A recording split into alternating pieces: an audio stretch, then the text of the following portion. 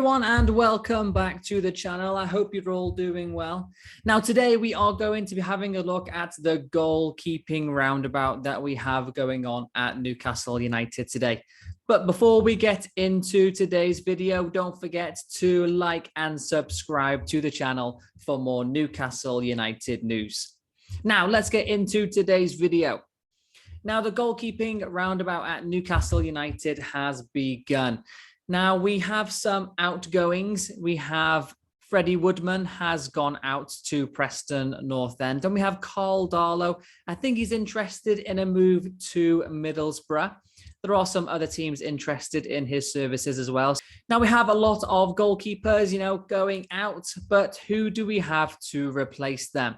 Well, Nick Pope's move to Newcastle United would make sense as the club looked to bring in competition for Martin Dubravka. Now, if you did have a look at my Transfer Tuesdays video from yesterday, I did mention that Nick Pope could be one of those signings. Now, reports in Burnley, they're saying that they have accepted a deal between 10 to 15 million pounds for Pope, who has played for Burnley since 2016. Now, for me, I think that Pope is going to be one of those players that can really kind of compete with Martin Dubravka. Do I think he is better than Martin Dubravka? Maybe.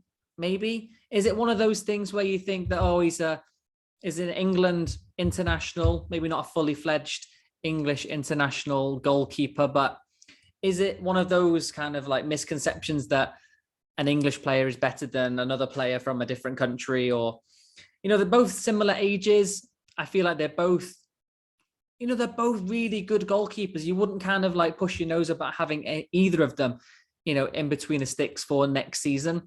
For me, I think that Nick Pope has a lot more to lose coming to Newcastle United, because if you think about it, he's trying to challenge for a World Cup position at the end of this year, really, not end of the season, end of this year. So we're looking at, coming into the winter break. Can he come in? He's going to have a lot more motivation, isn't he? He's going to have a lot more to lose.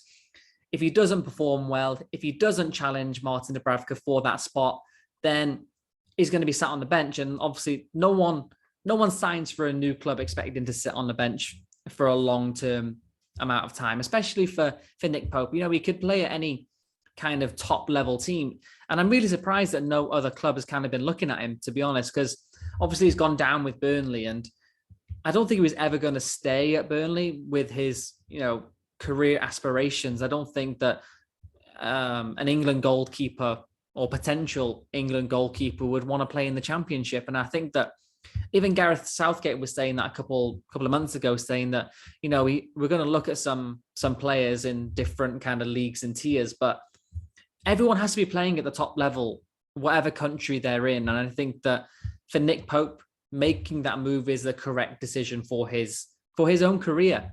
But now he has to have that mental, capacity and really that, the physical performance to really come into Newcastle on day one, start the training and go, that jersey is going to be mine. I want that number one spot. I want to be in goal for Newcastle United. So it's only going to be good for a Newcastle United fan, isn't it, really? Because, we have a brand new player coming in Nick Pope. He wants to impress. He wants to impress Eddie Howe. He wants to get in the team. And I think that he's going to do everything he possibly can to get in between the sticks for next season. And I think that competition with Martin now is going to be a really difficult decision for Eddie Howe to discover who's going to be his number one. Does Martin start beginning of the season because of all of the years that he's played before? Because he's not been a bad goalkeeper, has he?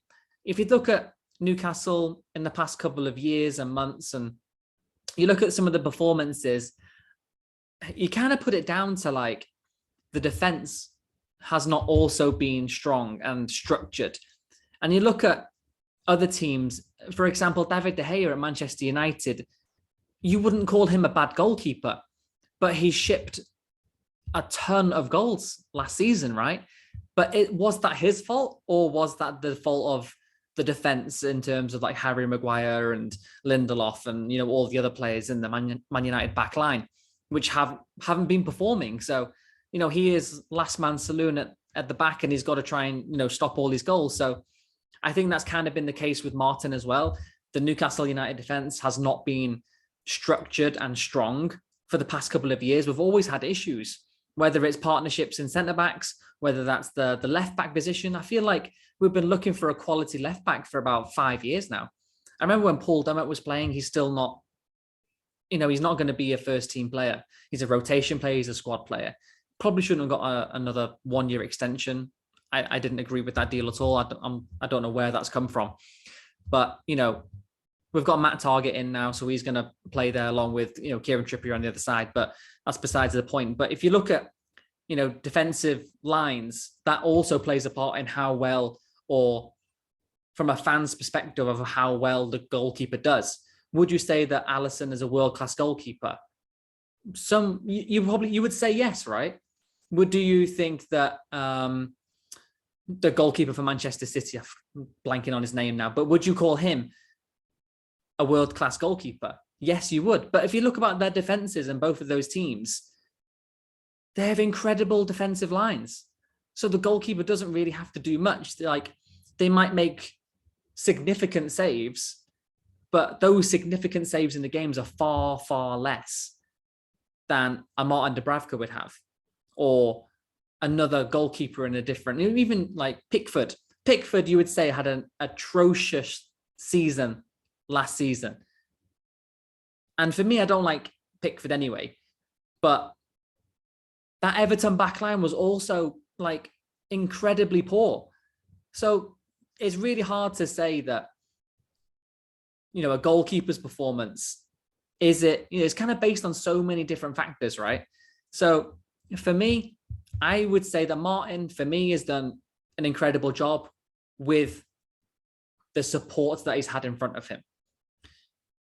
When we bring new players in, say if we do end up getting Botman, and then you look at that back line, you got to think that, not much, teams will get past us, but the amount of saves that the Newcastle United goalkeeper, whoever it is, you have to say that the amount of saves that they have to make per game is going to be far less than the previous seasons that we've had. So you end up looking, whoever goes in goal now, you have to kind of say, if you end up making those significant saves after they've got through the back line, you end up making yourself look better than you are, right? So I'm a bit skeptical about calling that goalkeeper's really good, that goalkeeper was really bad. A goalkeeper can make mistakes, and that's fine. But you also have to take into consideration the defensive line. And I think that's what a lot of fans kind of just don't really look at for, whenever you think about goalkeepers. Now, for me, I think that our defensive line for Newcastle is going to be a far, far better next season. We've strengthened already, and I feel like we will continue to strengthen. We'll have to get a centre-back in regardless, to partner probably Dan Burn. We do have Shah. Is he a long-term solution? That's for another video. But, for me now, when I see that Nick Pope is probably he is going to come in to the Newcastle squad, he's going to come in with this mentality that I want to get in the England squad. Now, for any Newcastle United fan, we're going to love to hear that, aren't we? Because we know that he's going to put the effort in. We know that he has the motivation. He's coming into a Newcastle squad now to fight for that. And if I was Martin, I would kind of be a little bit scared now, because someone's coming in with all of this motivation and to succeed and to get something. And now you're the one who has to bully him out.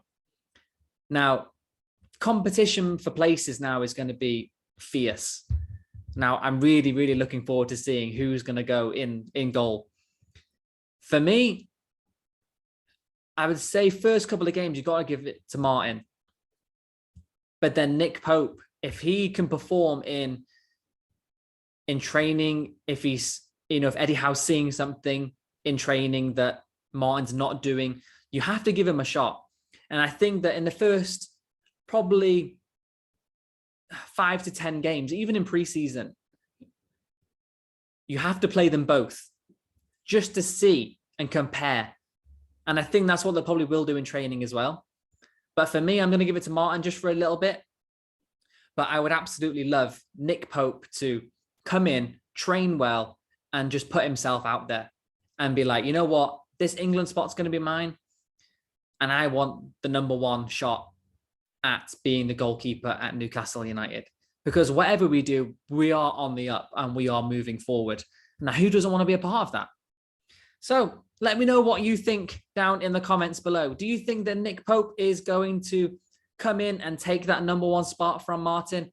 Or do you believe that Martin is going to come out all guns blazing and he's going to perform a lot better in training and perform a lot better for the season? Let me know down in the comments below. But I'm really looking forward to seeing Nick Pope in a Newcastle United shirt. I believe that the medical is due on Thursday, and I guess we will hear the official confirmation soon. But that's it for today's video. I hope you enjoyed it, and I'll see you all again in the next one.